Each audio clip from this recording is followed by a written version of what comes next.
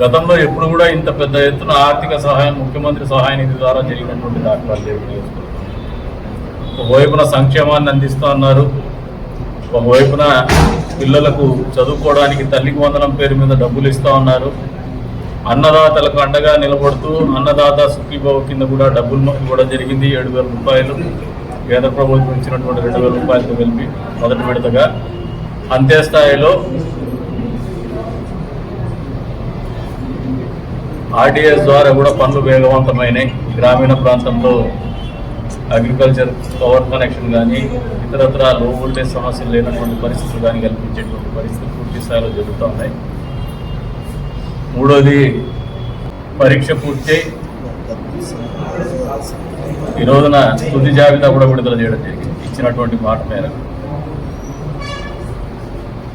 అంతేకాకుండా అంద్రినీవా ద్వారా పూర్తి స్థాయిలో చెరువులకు నీళ్ళు అందించేటువంటి కార్యక్రమం సజావుగా జరుగుతూ ఉంది. కొంతమంది అపోహలు సృష్టిస్తూ ఉంటారు. ప్రత్యేకించి ఈనాడు వారికి విజ్ఞప్తి చేస్తూ ఉన్నారు. మొన్నటికి మొన్న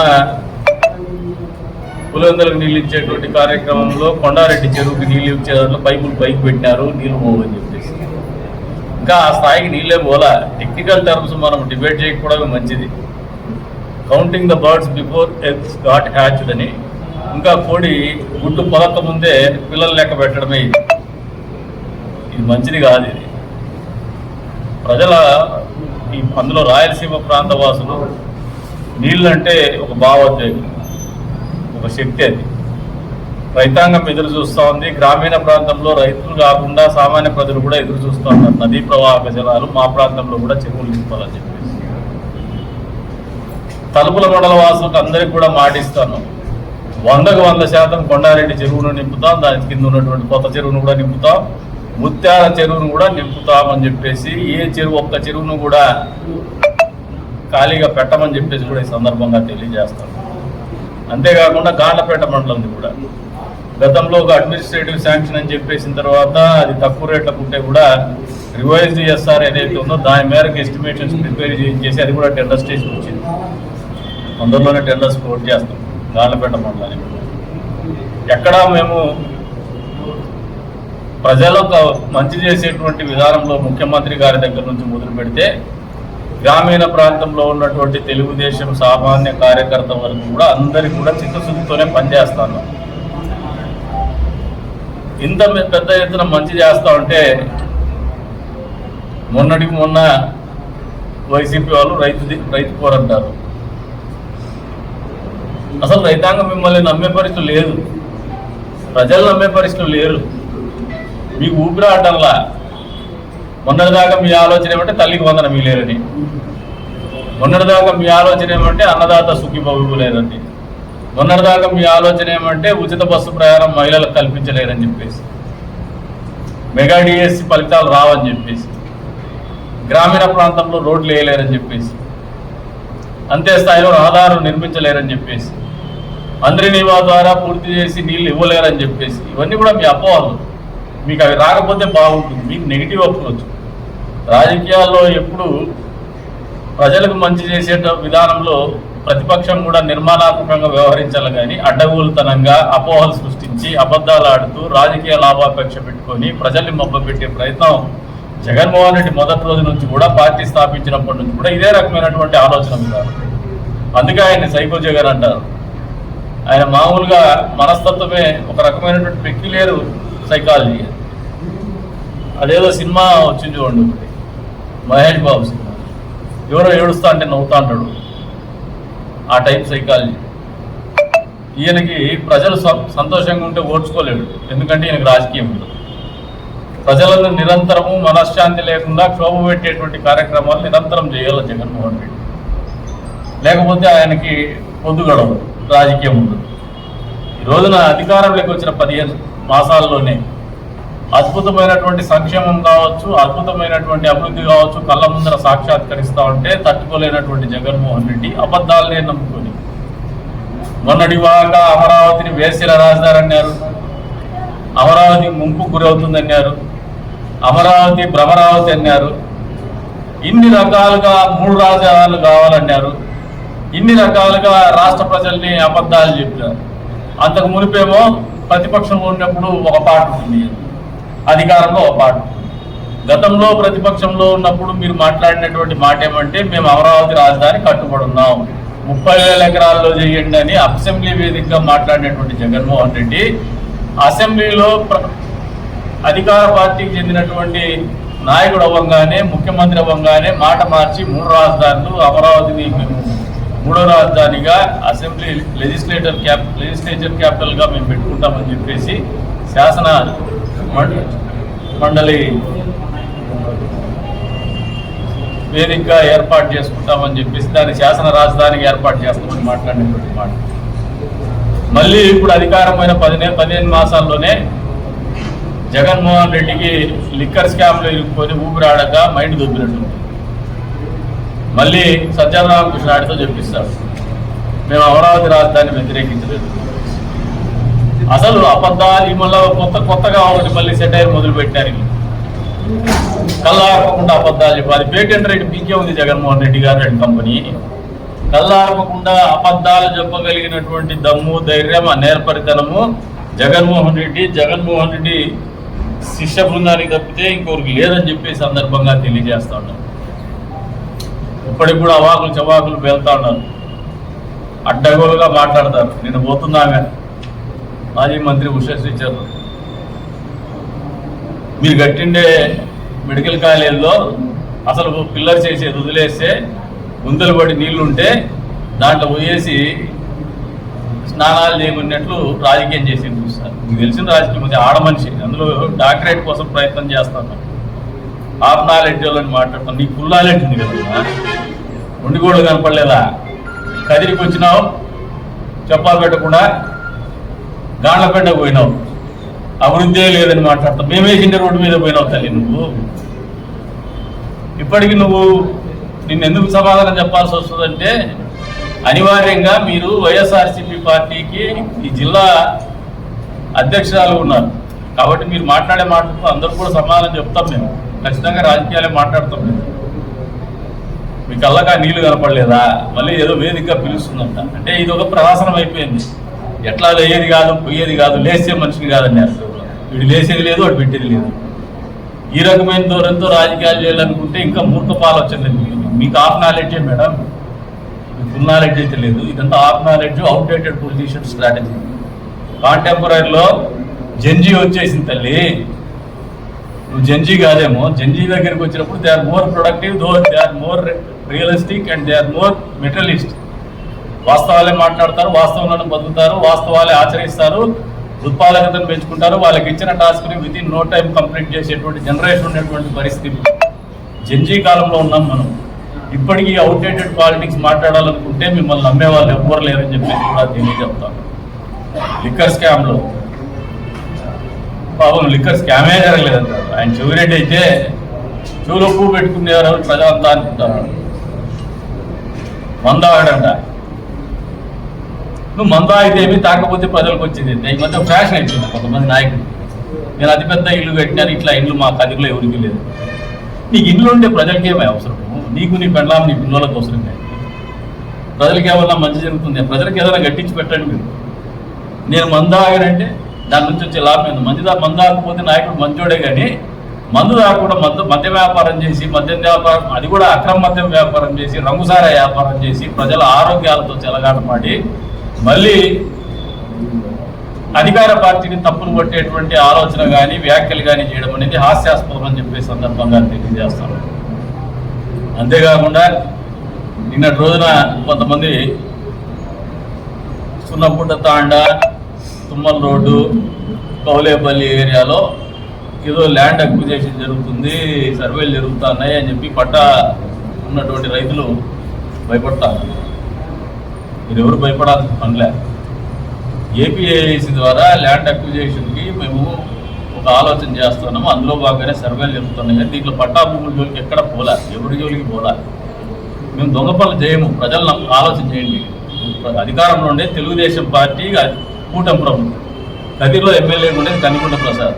గతంలో మాదిరిగా దొంగ పట్టాలు లేదు, భూములు బైపాస్ రోడ్డు పేరు మీద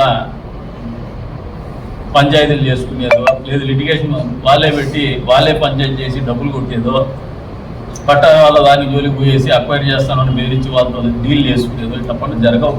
ప్రభుత్వం ప్రజలు విశ్వాసించండి, మిమ్మల్ని మంచిగా చేస్తాం, మిమ్మల్ని ఏడా ఇబ్బంది పెట్టేటువంటి ఆలోచన మాకు ఎవరికి లేదు. ప్రభుత్వం మంచి చేయాలనే ఉద్దేశంతో ఉంది. ఎమ్మెల్యే మేము కూడా మంచి చేయాలనే ఆలోచనతో ఉన్నాం. ఎక్కడ కూడా నియోజకవర్గంలో తప్పు చేసే పనులు లేవు. మా చెల్లికి కూడా చెప్తాను, ఈసారి వచ్చినప్పుడు చెప్పి రాదండి, నేను 14 రోజులు వస్తాను, దొంగగా వచ్చి బట్టలు పెట్టి పిలుస్తామని నేను ఖచ్చితంగా గౌరవంగా పిలుస్తాం.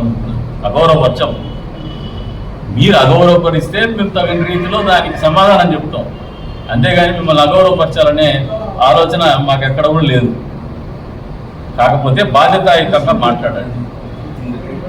రాజకీయాల్లో ఉండే వాళ్ళు మీరు మళ్ళీ అధికారంలోకి రావాలనే ప్రయత్నం నిరంతరం చేస్తూ ఉంటారు. దాని పద్ధతి ఇది కాదు. అబద్ధాలు చెప్పడం పద్ధతి కాదు.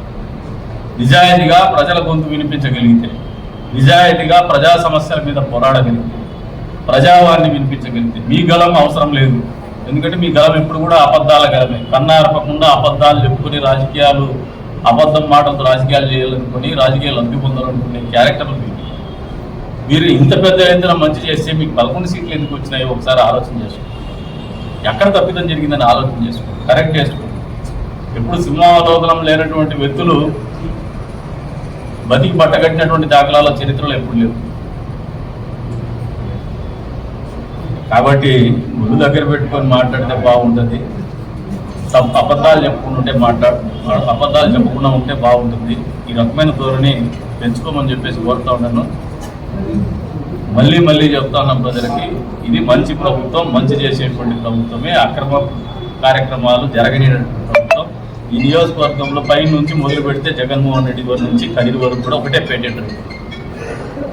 గతంలో వీళ్ళు దొంగ పని చేసి అది మంచి పని చెప్పేసి ప్రచారం చేసుకుంటారు. ప్రతిపక్ష నాయకుల్ని దొంగలుగా చిత్రీకరించే ప్రయత్నం చేస్తారు. నోరుంది కదా అని అబద్ధాలు పదే గట్టిగా మాట్లాడేస్తారు. ఆ అబద్ధాన్ని నిజమని చెప్పి ప్రచారం చేసేటువంటి కార్యక్రమం చేస్తారు. కదిరిలో నుంచి మొదలు పెడితే రాష్ట్రం వరకు కూడా ఈ పరిస్థితులు మారినాయి.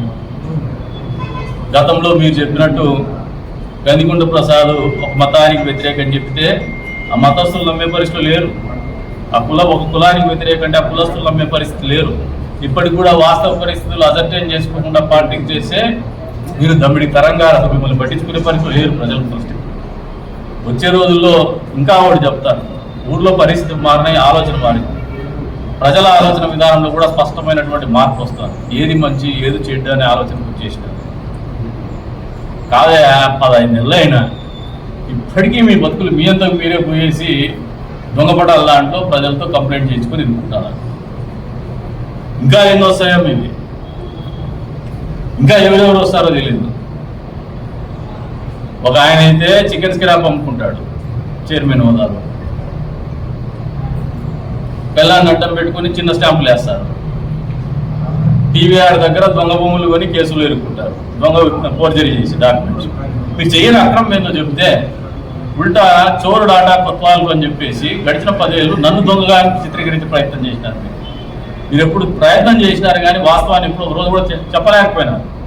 సాక్ష్యాలు ఎప్పుడు ఇవ్వలేకపోయినారు. ఏ భూమి మీద మీరు నిరూపించుకోలేకపోయినారు. ఈరోజు మేము నిరూపిస్తానే ఉన్నాం. మేము మాట్లాడటం లేదు, సిస్టమ్ మాట్లాడుతూ ఉంది. అంతేకాకుండా లాటరీ టికెట్ల మీద పెద్ద ఎత్తున చర్యలు తీసుకోవాలని చెప్పిన ఫలితమే మొన్న 4 జైలు పోవడం.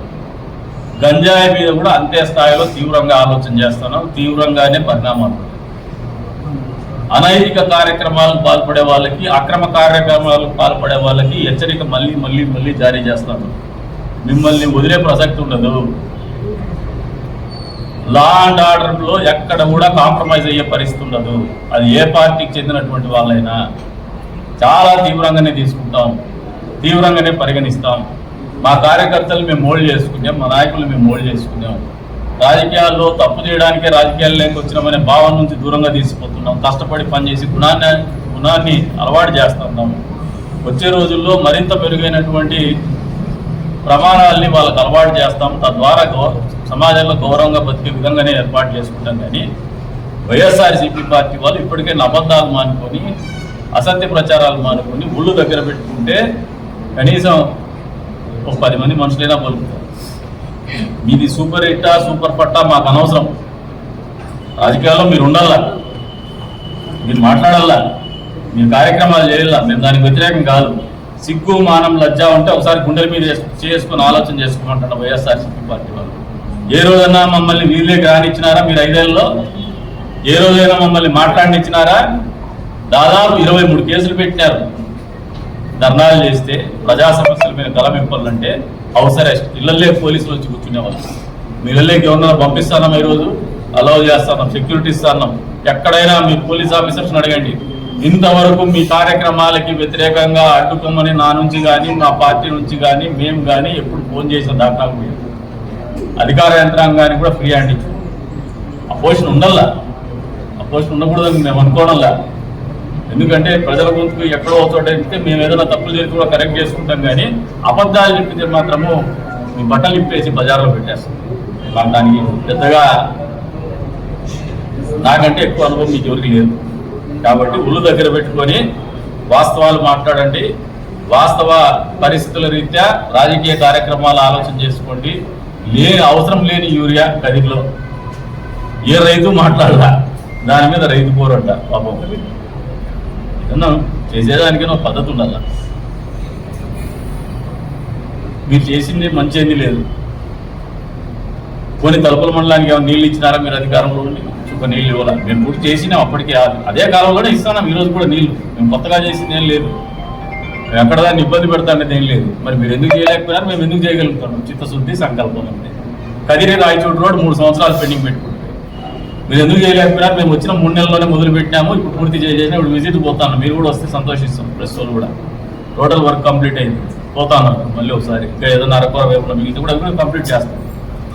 అంతేకాకుండా ఊర్లో ఎలక్ట్రిఫికేషన్ కూడా మాట్లాడినాము, మాట ఇచ్చినాము, దాన్ని నిలబడినాము. ఎక్కడ కూడా లాలూచి పడలా, లేదంటే అబద్ధాలు చెప్పాలా, అబద్ధాలు చెప్పం కూడా. వచ్చే రోజుల్లో మీకంటూ చెప్పుకోవడానికి, ఇది చేస్తామనడానికి ఏమాత్రం అవకాశం ఇవ్వనటువంటి పరిస్థితులు ఊళ్ళో కల్పిస్తూ ఉన్నాం. రాష్ట్రంలో అదే రకంగా పరిపాలన కొనసాగుతుంది. నియోజకవర్గంలో కూడా అదే రకంగా పరిపాలన, అభివృద్ధి, సంక్షేమం కొనసాగుతుందని చెప్పేసి తెలియజేస్తాం.